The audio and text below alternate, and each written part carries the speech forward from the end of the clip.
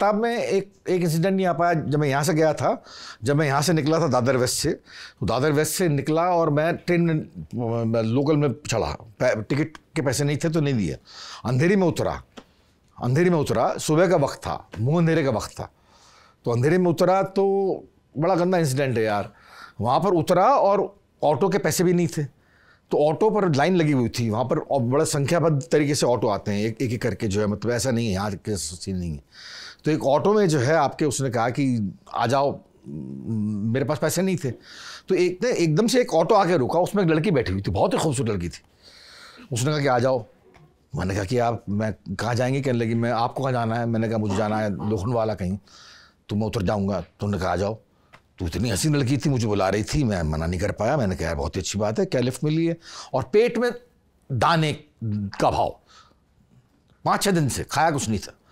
तो बैठ गया वहाँ पर एक जगह। मैंने कहा मैडम मेरे को बहुत भूख लग रही है। उन्होंने कहा मैं सब कुछ कर दूंगी, तुम मेरे साथ चलोगे कमरे में? अरे मैंने कहा मेरे को भूख लग रही है, ऐसे किसी करा गया कमरा, मेरे को भूख लग रही है, खाना खिलाओ। तो उन्होंने कहा चलो मेरे कमरे में ले गई। वो फ्रिज में से निकाला उसने खाना, हमारा सब कुछ खिलाया मुझे। और वो इतना थका हुआ था मैं कि वो खाना खाने के बाद में मैं और थक गया। एकदम से खाना चला जाए आपके पेट में और आप बहुत दिन भूखे हो तो आप थक जाते हो। तो मैं थक के गिरने वाला था कि उन्होंने कहा गिरना नहीं है, अब ये गंदी बात है, सुननी पड़ेगी फिर। जी बताइए। गिरना नहीं है अब। तो मैंने कहा मैडम मैं खड़ा नहीं रह पा रहा कमजोरी की वजह से, मैं इतना खाना खा लिया, ओट लिया मैंने खाना। मैंने कहा मैं गिर जाऊंगा, आप प्लीज़ जो है आप मुझे सोने दीजिए, आप मुझे शाम को जगा दीजिएगा, आप जो कहेंगे मैं करूँगा। उन्होंने कहा नहीं अभी गिरना नहीं है, it's not a time to fall down, अभी चलो जो करना है वो करो। मैंने कहा मैडम मैं कुछ नहीं कर सकता, प्लीज़ प्लीज़ प्लीज़ प्लीज़ मेरे को जाने दीजिए।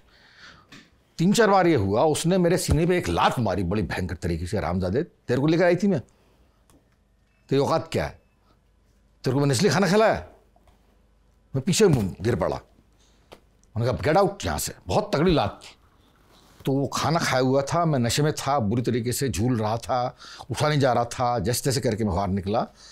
खाने की तृप्ति थी लेकिन मैं अधमरा सा जो है मतलब अपने दोस्त के पास गया और वहाँ जाकर सो गया। तो ये भी इंसिडेंट हुआ है।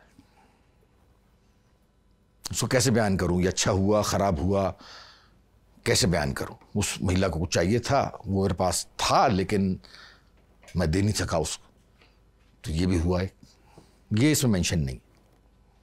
आप जब उस मैक्ची के चेहरे का बयान कर रहे थे तो मुझे किताब के बिल्कुल शुरुआती हिस्से में आप अपने पिता के चेहरे को देखकर भड़बड़ा के उठते हैं।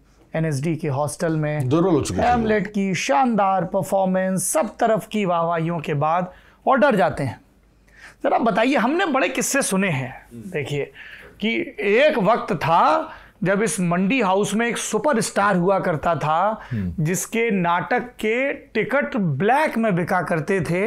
उस सुपरस्टार का नाम पीयूष मिश्रा था, उस परफॉर्मेंस का नाम an evening with Piyush Mishra था, जिसके बारे में आपने विस्तार से लिखा भी है। इनके से लड़ाई, फिर ये करना, 1 ब्रेक 2 ब्रेक किस तरीके से।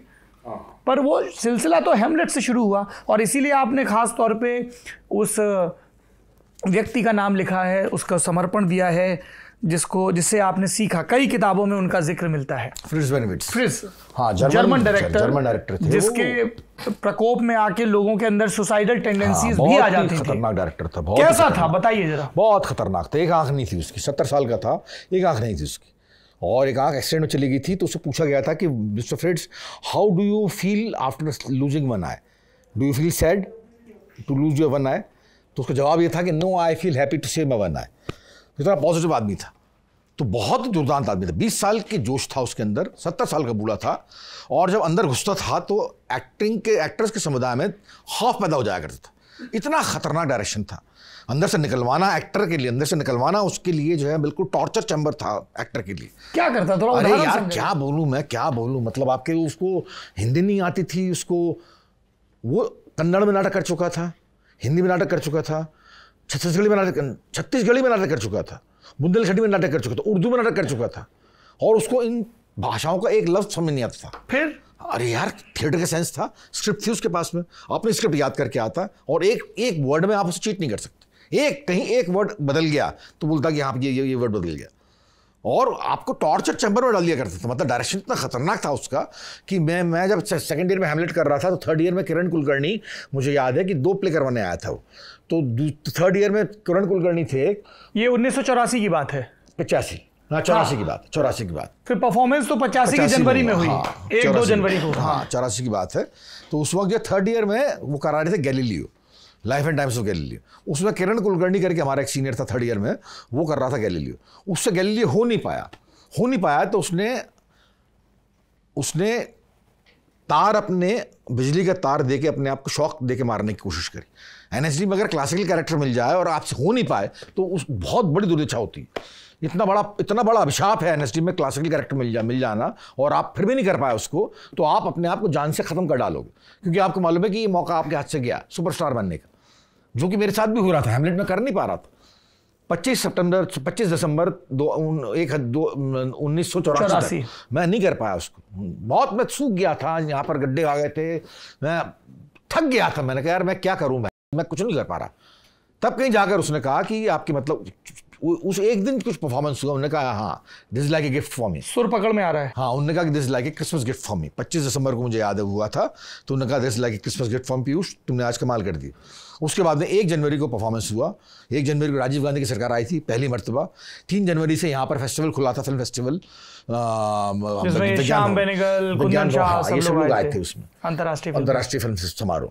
तो उसमें जो है मैंने परफॉर्म किया, तो वो बहुत खुश हुआ। वो परफॉर्मेंस ऐसा हुआ 1 जनवरी को, वो परफॉर्मेंस पता नहीं क्या हुआ था, मतलब आपके पता नहीं क्या हो गया था यार, कुछ सुर लग गया था, पता नहीं क्या सुर लग गया था। मतलब उसके जाने के बाद में मैं बहुत सोचता रहा कि यार मैं ये दोबारा कर दूंगा क्या, लेकिन हिम्मत नहीं हो पाती थी।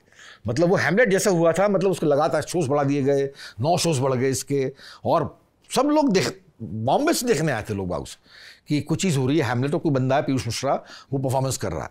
तो मैंने इसके बारे में पूरा स्पष्ट लिखा है इसमें कि जो इतना गर्माता हुआ परफॉर्मेंस था, वो इतना दहल जाने वाला कि लोग बाग मेरे ऑटोग्राफ लेने के लिए पास आया करते थे, और पास गए डर जाया करते थे कि सर ऑटोग्राफ दे दीजिए।